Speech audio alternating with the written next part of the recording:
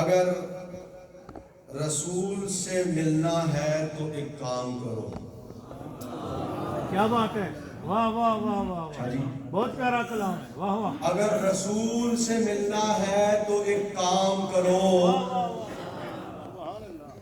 اگر رسول سے ملنا ہے تو ایک کام کرو. سب سے پہلے ابو بکر کو سلام کرو. اگر رسول سے ملنا ہے تو ایک کام کرو. سب سے پہلے ابو بکر کو سلام کرو. سب سے پہلے ساری امت کے امام بے شک ہمارا ان کی خدمت میں سلام. سبحان اللہ. حضرت صدیق اکبر ساری امت کے امام دم بدم پہنچے ہمارا ان کی خدمت میں سلام. یعنی میرے مرشد گرامی نے اپنا سلام فوراً حضرت کی بارگاہ میں پیش کر دیا. نعرہ رسالت، ہمارے علی اعظمی رحمیہ صالحہ بہت شریف، نعرہ تحقیق. اگر رسول سے ملنا ہے تو ایک کام کرو. سب سے پہلے حضرت ابو بکر کو سلام کرو جنہیں خدا نے چنا تھا نبی کی نصرت کو. جنہیں خدا نے چنا تھا نبی کی نصرت کو. تم ان کے بارے بہت سوچ کے کلام کرو. تم ان کے بارے بہت سوچ کے کلام کرو. سب سے پہلے حضرت ابو بکر کو سلام کرو. تمہارا تھوکا تمہارے ہی منہ پہ آئے گا. تمہارا تھوکا تمہارے ہی منہ پہ آئے گا. تمہارا تھوکا تمہارے ہی منہ پہ آئے گا. 1000 نامے صدیق وقفے انتقام کرو. جتنا مرضی کرتے رہو انتقام. تمہارا تھوکا تمہارے ہی منہ پہ آئے گا. 1000 نامے صدیق وقفے انتقام کرو.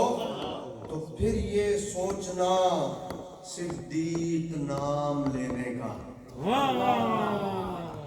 پھر یہ سوچنا صدیق نام لینے کا. خدا کے نام پہ پہلے سب کچھ قربان کرو. سبحان اللہ. ایک سوئی بھی نہیں چھوڑی. خدا کے نام پہ پہلے سب کچھ.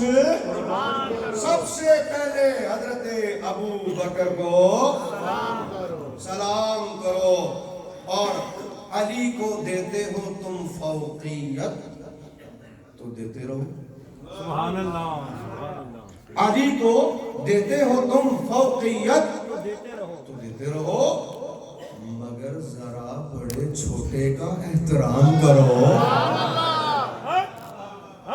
مگر ذرا بڑے چھوٹے کا احترام کرو. جناب سیدہ زہرا ہی تم سے پوچھیں گی. جناب سیدہ زہرا ہی تم سے پوچھیں گی. 1000 جھوٹے مظالم کا حشر میں اہتمام کرو. پھر آپ کو پتہ لگ جانا ہے. سب سے پہلے حضرت ابو بکر کو سلام کرو. اور آخری شعر جناب عائشہ صدیقہ ماں ہے امت کی. جناب عائشہ صدیقہ ماں ہے امت کی.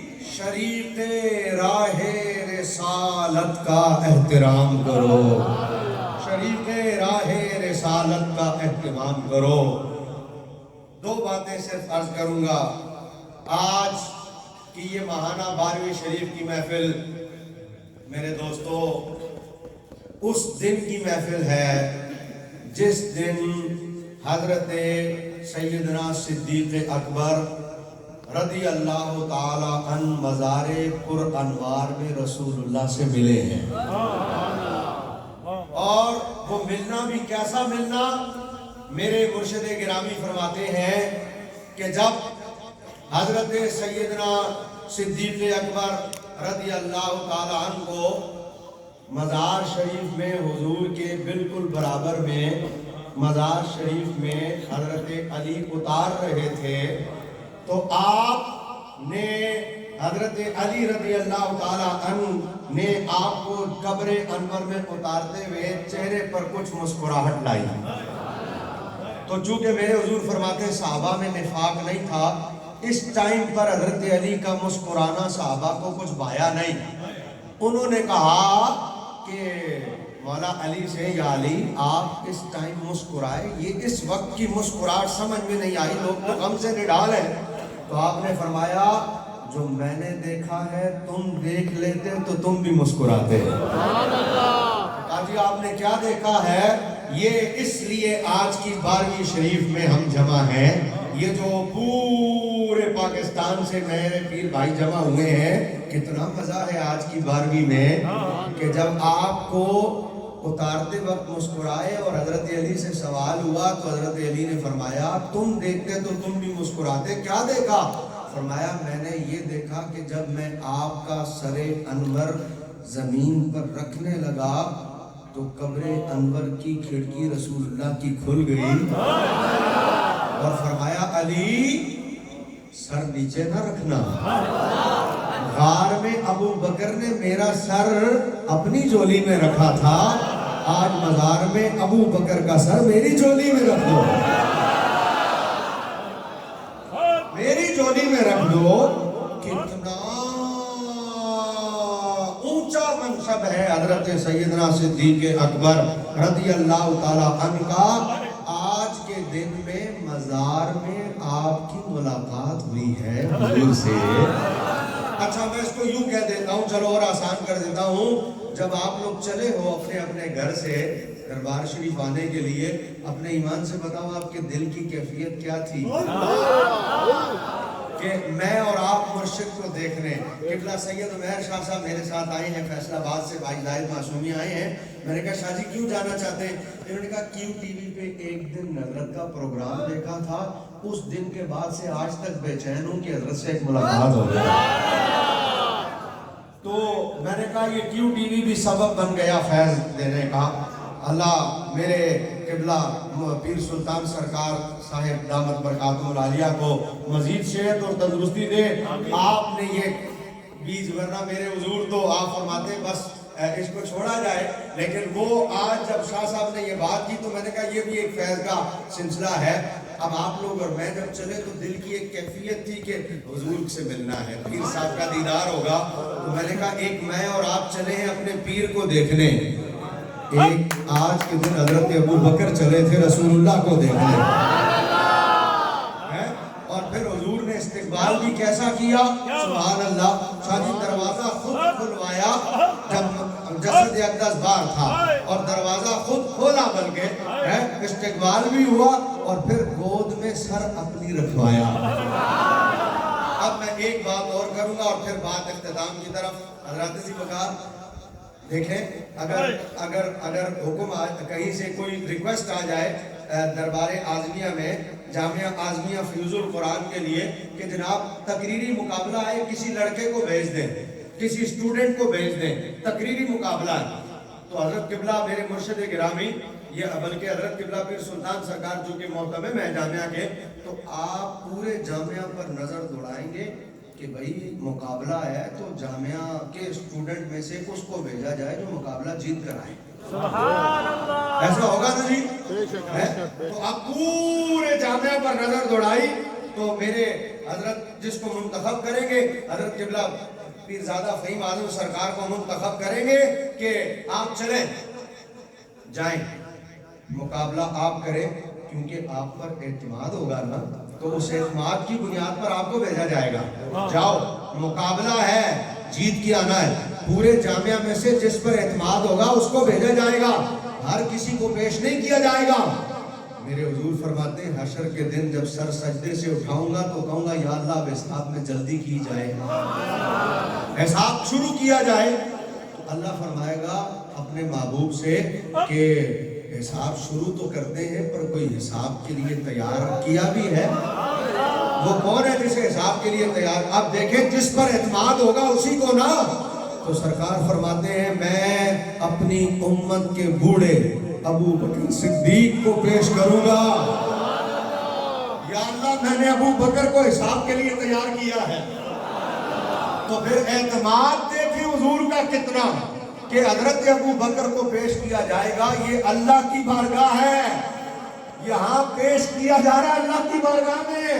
یہ کوئی عام بارگاہ نہیں ہے, خدا کی بارگاہ میں پیش کرنا ہے اور پیش رسول اللہ نے کرنا ہے. تو کتنا اعتماد ہے رسول اللہ صلی اللہ علیہ وسلم کا حضرت سیدنا صدیق اکبر پر کہ آپ نے فرمایا میں انہیں پیش کروں گا. اللہ اکبر. اب راز کھلے گا وہ والا کہ حضور نے فرمایا باقیوں کے حساب میں نے چکا دیے ہیں, ایک ابو بکر کا رہتا ہے.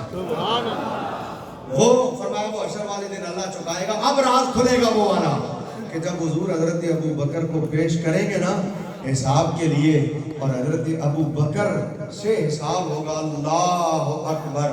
میں اس سے آگے کبھی کچھ نہ کہہ سکتا. خدا کی قسم اگر میں نے یہ بات اپنے مرشد سے نہ سنی ہوتی, ہمیں وہ کتابوں میں نہیں ملتا جو حضرت کے ایک جملے میں ملتا ہے. آخری جملہ ہے میرا.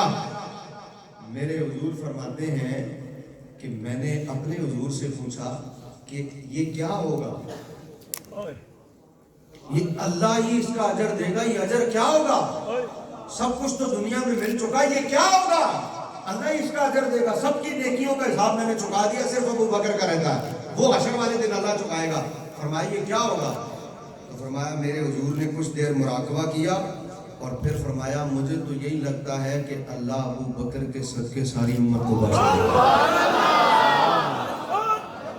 ساری امت کو بخش دے گا. کتنا اونچا مقام ہے حضرت صدیق اکبر رضی اللہ عنہ کا. اور اس حدیث کے ساتھ میں اپنی بات ختم کر دوں. آئے مزہ لیں. میرے حضور بھی مجھے کچھ عطا کرتے ہیں تو میں بڑا خوش ہو کے لیتا ہوں, آپ کو بھی کچھ دیتے ہیں تو آپ بڑے خوش ہو کے لیتے ہیں.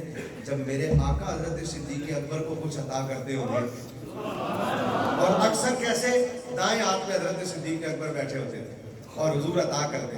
ایک دن دائیں ہاتھ میں ایک بچہ بیٹھا ہوا تھا, دائیں ہاتھ, اور حضرت انس بن مالک اور حضرت نبی کریم کی بارگاہ میں کھجوریں آ گئی. حضور نے دائیں دیکھا تو آج حضرت ابو بکر ادھر نہیں تھے, دوسری طرف تھے, اور ادھر انس بن مالک بیٹھے ہوئے تھے. جزاک اللہ شاہ صاحب جی. تو آپ نے جب کہا تم کہو تو میں ابو بکر کو پہلے دے دوں, اس نے کہا حضور اگر حکم ہے تو پھر تو دے دیں, اور اگر آپ نے مشورہ لیا ہے تو حضور میں بیٹھا ہی اس لیے تھا کہ پہلے مجھے دے دیں. حضور تو کھجوریں بھی بانٹے تو حضور کا دل کرتا ہے پہلے ابو بکر کو دوں, خلافت اور مصلی تو بڑی دور کی. ماشاءاللہ جزاک اللہ.